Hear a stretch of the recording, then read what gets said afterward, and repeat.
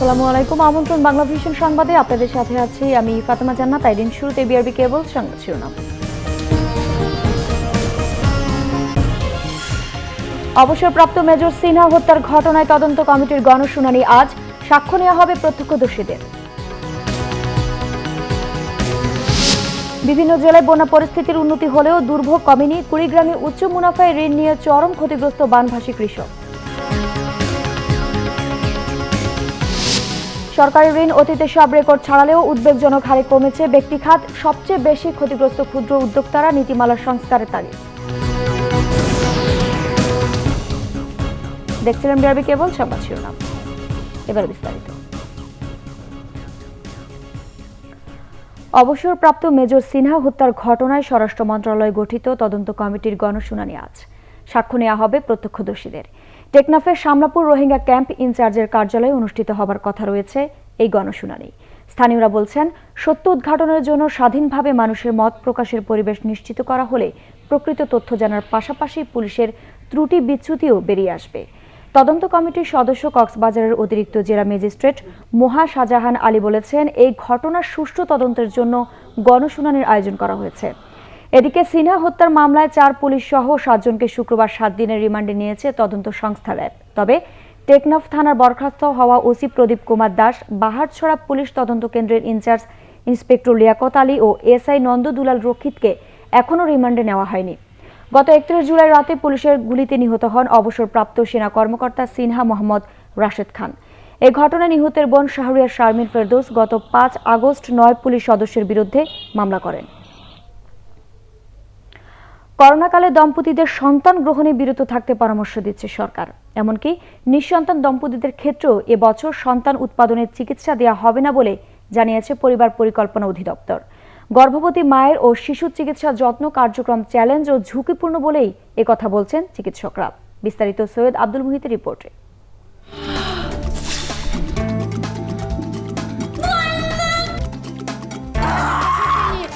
সন্তান বাবা মার কাছে যেন এক স্বর্গীয় দান। তাই সক্ষম দম্পতি মাত্রই চিন্তা করেন পরিকল্পনা মতো সন্তান জন্মদানের।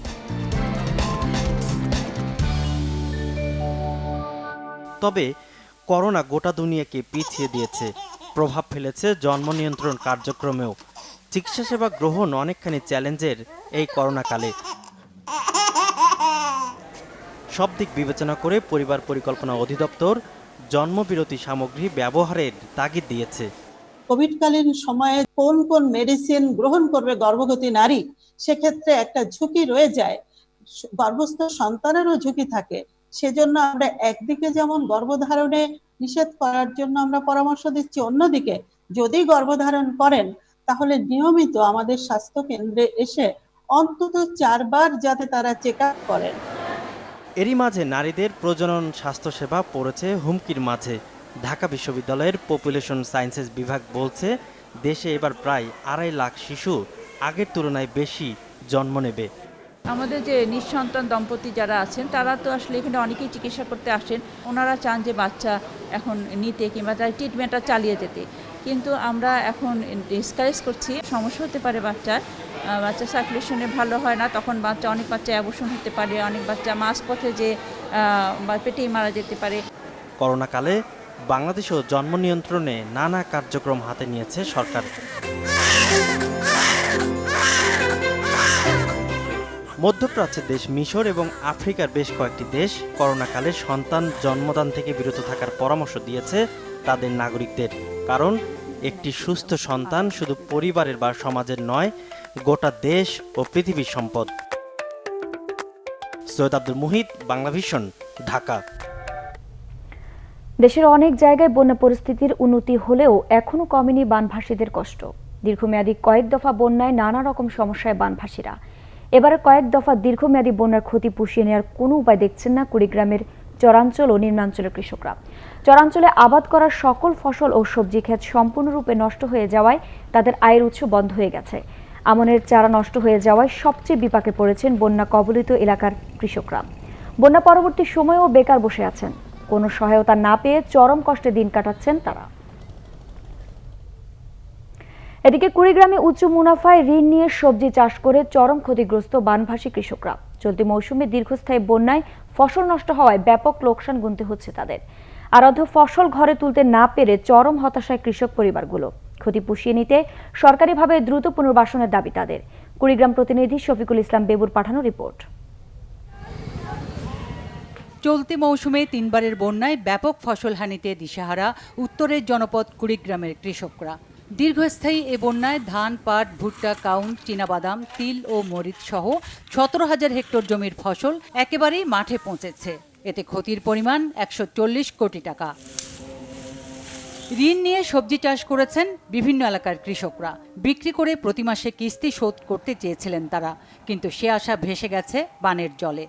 অনেক বীজ টিজ তো ক্ষতি হয়ে গেল, কিছু সাহায্য না দিলে আমাদের কোনো উপায় নেই। মরুচ, বাইগন যা আছে শাক সবজি দেনা ফানা করে আবাদ করছি, এখন এই দেনা শোধ করি না খাই, জীবন বাঁচাই কেন। বন্যার পানি এসে বেড়িবাদ নাই, যার কারণে নষ্ট। 20,000 টাকা লোন করিয়ে পটল ক্ষেত করছি, 1.5 বিঘে মাটি করছি, মনে করো 20,000 নাই উঠতে পটল ক্ষেত মারা গেছে। ক্ষতিগ্রস্ত 1,35,000 কৃষকের মধ্য থেকে পর্যায়ক্রমে 27,761 জন কৃষকের মাঝে সবজি বীজ বিতরণ করা হবে জানিয়েছে কৃষি বিভাগ। বিশেষ করে আমাদের আমন ফসল যেন কোনোভাবে বিঘ্নিত না হয়, এই জন্য সরকারের পক্ষ থেকে 105 একর কমিউনিটি বীজতলা, 100টি ভাসমান বীজতলা এবং ট্রেতে 112টি আমরা স্থাপন কার্যক্রম চলছে। এই চারা হলে আমরা ইউনিয়ন যে কমিটি আছে এই কমিটির মাধ্যমে প্রকৃত ক্ষতিগ্রস্ত কৃষকদের মাঝে বিতরণ করব। প্রতিবারই বন্যায় ফসলের ক্ষতি মেনে নিয়ে আবার ঘুরে দাঁড়ান কৃষকরা। এবারও নতুন আশায় কৃষিকাজে নেমেছেন তারা। Bangla vision news desk. সরকারি ঋণ অতীতের সব রেকর্ড ছাড়ালেও উদ্বেগজনক হারে কমছে ব্যক্তি খাতের ঋণ। বেসরকারি খাতের ঋণের সিংহভাগই পাচ্ছে বড় ও মাঝারি শিল্প। সুদহার কমার ঝুঁকিতে এসএমই খাতে নামমাত্র সুদে ঋণ দিতে চান না ব্যাংকাররা। এতে সবচেয়ে বেশি ক্ষতিগ্রস্ত ক্ষুদ্র উদ্যোক্তারা। এই অবস্থায় ক্ষুদ্র শিল্পের ঋণ নিশ্চিতে নীতিমালা সংস্কার ও আইনি কাঠামো তৈরির তাগিদ দিয়েছে ঢাকা চেম্বার অব কমার্স। নগদ টাকার সংকট এবং ব্যবসায় মন্দার অজুহাতে কয়েক বছর ধরেই কমছে বেসরকারি খাতের ঋণ। এক দশক আগের ব্যক্তি খাতের 25% ঋণ প্রবৃদ্ধির হার 2020 সালে ঠেকেছে 8%। মুদ্রানীতিতে দ্বিগুণ টার্গেট ধরেও বাড়ানো যাচ্ছে না ঋণ প্রবাহ। করোনা মহামারীতে বিপর্যস্ত অর্থনীতি চাঙ্গা করতে সরকার প্রণোদনা প্যাকেজ ঘোষণা করলেও শর্তের বেড়াজালে আটকে গেছে ক্ষুদ্র শিল্পের ঋণ। এক্সপোর্ট ওরিয়েন্টেড যে গার্মেন্টসগুলো আছে ওদের সাথে আপনি একটা ক্ষুদ্র ব্যবসায়ীর তুলনা করবেন, এটা তো হবে না। তো স্টিমুলাস প্রোগ্রামেও আমরা যদি দেখি যে ফান্ড ডিসবার্সমেন্ট হয়েছে মিডিয়াম সেক্টরে বেশি পেয়েছে, ক্ষুদ্র বলতে কেউ এখনও পায়নি। আমরা যদি সত্যিকার অর্থে ক্ষুদ্র যে ব্যবসায়ীরা আছে এনাদেরকে প্রণোদনার মাধ্যমে যদি সাহায্য করতে চাই, it should B A industrial act of parliament. And এইখানে এই জিনিসটাকে অ্যাড্রেস করতে লাগবে যে কটেজ, মাইক্রো অ্যান্ড স্মল এটাকে আলাদা করে ফেলা, অ্যান্ড মিডিয়ামকে আপনি বিগ বিজনেস নিয়ে যান। সরকারের বেশি হারে টাকা ধার করার প্রভাব পড়েছে ব্যাংকগুলোতে। অন্যদিকে ঋণ ও আমানতের সুদ হার 9-6 করার সিদ্ধান্ত কার্যকর হওয়ায় কম সুদে টাকা খাটাতে আগ্রহী নন ব্যাংকাররা। সিএসএমএসি এর ব্যাপারে যেটা হচ্ছে এখানে বেসিক্যালি ধরেন কোভিড এর প্রথম ইম্প্যাক্টটাই তো হয় আপনার এসএমই। সো এখানে আমি আমার ব্যাংকের কথা বলি, আমরা যেমন ধরেন ইভেন আমার ব্রাঞ্চও কিন্তু ওরকম বড় আর অত রিকোয়েস্ট করছে না।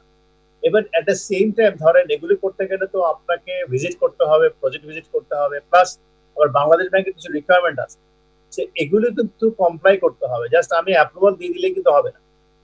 সো এখানে যার জন্য একটু স্লোডাউন হয়ে গেছে। বেসরকারি ঋণ বাড়াতে ব্যবসায়িক পরিবেশ আরও সহজ ও উন্নত করার পাশাপাশি দেশি বিদেশি কোম্পানির যৌথ মূলধনী প্রতিষ্ঠান গড়ার পরামর্শ উদ্যোক্তাদের। জয়েন্ট ভেঞ্চারও সরকারের মধ্যে। জিয়াউল হক সবুজ, বাংলা ভিশন, ঢাকা। 3 কিশোর নিহতের ঘটনায় যশোর শিশু উন্নয়ন কেন্দ্রের সহকারী পরিচালক আব্দুল্লাহ আল মাসুদ সহ 5 জনকে রিমান্ডে নিয়েছে পুলিশ। এদের মধ্যে তত্ত্বাবধায়ক আব্দুল্লাহ আল মাসুদ, সহ তত্ত্বাবধায়ক মাসুম বিল্লাহ ও ফিজিক্যাল ইন্সট্রাক্টর শাহানুর আলমকে 5 দিনের এবং সাইকোসোশ্যাল কাউন্সিলর মুশফিকুর রহমান, কারিগরি প্রশিক্ষক ওমর ফারুককে 3 দিনের রিমান্ড মঞ্জুর করেন সিনিয়র জুডিশিয়াল ম্যাজিস্ট্রেট আদালত। শনিবার তাদের আদালতে হাজির করে রিমান্ড চায় পুলিশ। শুক্রবার রাতে নিহত পারভেজ হাসানের বাবা রোকা মিয়া যশোর কোতোয়ালি থানার একটি হত্যা মামলা করেন। মামলায় অজ্ঞাত কর্মকর্তাদের অভিযুক্ত করেন তিনি। বৃহস্পতিবার বিকালে শিশু উন্নয়ন কেন্দ্রের ভেতর থেকে 3 কিশোরের লাশ উদ্ধার করা হয়। 2 গ্রুপের সংঘর্ষে তারা নিহত হয়েছে বলে জানিয়েছিল কর্তৃপক্ষ।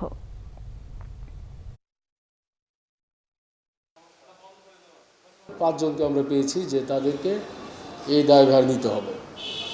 এই পরে কিশোরদের মধ্য থেকে আরও 7 থেকে 8 জনের নাম আমরা পেয়েছি। এই কিশোর অপরাধীরা কিন্তু আপনারা জানেন যে সকলেই মানে হত্যাকাণ্ডের মতো বা ধর্ষণের মতো অপরাধী। তারা দীর্ঘদিন এখানে আছেন সংশোধিত হওয়ার জন্য। তো দীর্ঘদিন থাকার ফলে এদের একটি গ্রুপ আবার কর্তৃপক্ষের সাথে ভালো সম্পর্ক হয়ে যায়।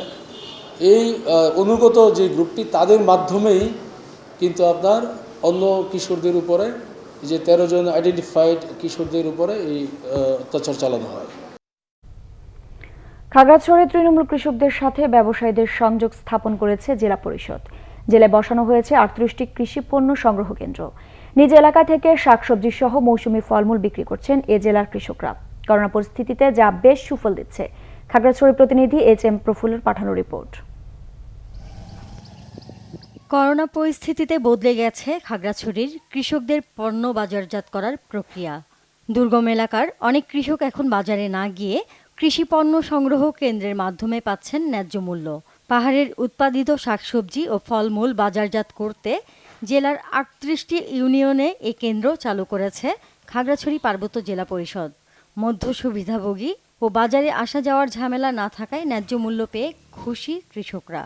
আমাদের এরিয়াটা এমন একটু দুর্গম এরিয়া, তো এখনকার মনে করেন যে কালেকশন হওয়ার পয়েন্ট হওয়ার কারণে বিভিন্ন জায়গা থেকে ব্যবসায়ী আসে, আমরা কিন্তু বাজার যাচাই করে মালগুলো বিক্রি করতে পারি। আমরা এখানে মাল বিক্রি করে সুবিধা পাচ্ছি এবং ব্যাপারীরা টিনটুনি থেকে ব্যাপারীরা আসে, তারা এখান থেকে মাল খরিদ করে তারা শান্তি পাচ্ছে। কালেকশন পয়েন্টটা গ্রামের ভিতরে ছোট বাজারের পরিণত হয়েছে। এই কার্যক্রম আরো সম্প্রসারিত করার দাবি জনপ্রতিনিধিদের। আমাদের এরকম আরো দুর্গম এলাকার আছে, এরাও আমাদের ওই যেটা লাভজনক থেকে আমাদের বঞ্চিত, যেখানে 10 টাকার জায়গা থেকে ওনারা পাচ্ছে মাত্র 5 টাকায়। এই কারণে আমি জেলা পরিষদকে জেলা পরিষদের আকুল আবেদন, আমাদের ওই রকম দুর্গম এলাকা আরো এই কালেকশন পয়েন্ট যেন দেওয়া হোক। কৃষকরা নিজেদের গ্রাম থেকে পণ্য বিক্রয় করতে পারছে এবং এই কোভিড-19-এ কৃষকরা তাদের যে পণ্য বিক্রয়ের অনিশ্চয়তা, এই কালেকশন পয়েন্টের মাধ্যমে তাদের এই অনিশ্চয়তা দূর হয়েছে। করোনা পরিস্থিতিতে এপ্রিল থেকে এ পর্যন্ত মানিকছড়ি উপজেলার একটি কেন্দ্রে বেচাকেনা হয়েছে 1,45,00,000 টাকার পণ্য। একই অবস্থা ছিল অন্য কেন্দ্রগুলোতেও। Bangla vision news desk. Corona মহামারীতে বিশ্বের বিভিন্ন দেশে প্রাণহানির 7,68,000 ছাড়িয়েছে। আক্রান্ত 2,16,00,000-এর উপরে। এদিকে সাময়িক বিরতির পর করোনা বিস্তারের প্রবণতা বাড়ছে ফ্রান্সে। যুক্তরাষ্ট্রে করোনায় আরও 1,071 জন মারা গেছে। সর্বোচ্চ 205 জন মারা গেছে ফ্লোরিডা রাজ্যে। এতে করোনায় মৃত্যুর তালিকায় শীর্ষে থাকা দেশটিতে মোট 1,72,600-র বেশি মানুষ মারা গেল। মোট আক্রান্ত 55,29,000-এর বেশি। ব্রাজিলে 24 ঘন্টায় মৃতের সংখ্যা কিছুটা কমেছে। অন্তত 726 জন মারা যাওয়ায় সেখানে করোনায় মোট প্রাণহানি 1,07,000-এর বেশি। আক্রান্ত 33,18,000-এর কাছাকাছি। ভারতে 50,000 ছাড়িয়েছে মৃতের সংখ্যা। 24 ঘন্টায় মারা গেছেন অন্তত 950 জন করোনা আক্রান্ত রোগী। এ যাবৎ করোনা শনাক্ত হয়েছে 25,89,000-এর বেশি মানুষের। করোনার বিস্তার সাময়িক নিয়ন্ত্রণে এলেও পরিস্থিতি আবারও খারাপ দিকে মোড় নেয়ার ইঙ্গিত দিচ্ছে ফ্রান্সে। 24 ঘন্টা করোনা শনাক্ত হয়েছে কমপক্ষে 3,310 জনের। দেশটিতে করোনায় মোট প্রাণহানি 30,300-এর উপরে। এদিকে দক্ষিণ আফ্রিকার করোনা পরিস্থিতি কিছুটা নিয়ন্ত্রণে আসায় সোমবার থেকে লকডাউন শিথিলের ঘোষণা দিয়েছেন প্রেসিডেন্ট সিরিল রামফোসা। জানান, মদ ও সিগারেট বিক্রিতে নিষেধাজ্ঞা তুলে রেস্টুরেন্ট ও দোকানপাট খুলে দেওয়া হবে। সংবাদ শেষ করব বিআরবি কেবল শিরোনামগুলো আরেকবার জানি। অবসরপ্রাপ্ত মেজর সিনহা হত্যার ঘটনায় তদন্ত কমিটির গণশুনানি আজ। সাক্ষ্য নেওয়া হবে প্রত্যক্ষদর্শীদের। বিভিন্ন জেলায় বন্যা পরিস্থিতির উন্নতি হলেও দুর্ভোগ কমেনি। কুড়িগ্রামে উচ্চ মুনাফায় ঋণ নিয়ে চরম ক্ষতিগ্রস্ত বানভাসী কৃষক। সরকারি ঋণ অতীতের সব রেকর্ড ছাড়ালেও উদ্বেগজনক হারে কমছে ব্যক্তিখাত। সবচেয়ে বেশি ক্ষতিগ্রস্ত ক্ষুদ্র উদ্যোক্তারা। নীতিমালার সংস্কারের তাগিদ। দর্শক, এ ছিল এখনকার মতো। পরের সংবাদ সকাল 11টায় দেখার আমন্ত্রণ রইল। এছাড়া বাংলা ভিশন সংবাদ ও সংবাদ সংশ্লিষ্ট অনুষ্ঠান দেখতে লগ ইন করুন facebook.com/বাংলাভিশনে এবং সাবস্ক্রাইব করুন youtube.com/বাংলাভিশন নিউজ। এতক্ষণ সাথে থাকার জন্য ধন্যবাদ সবাইকে।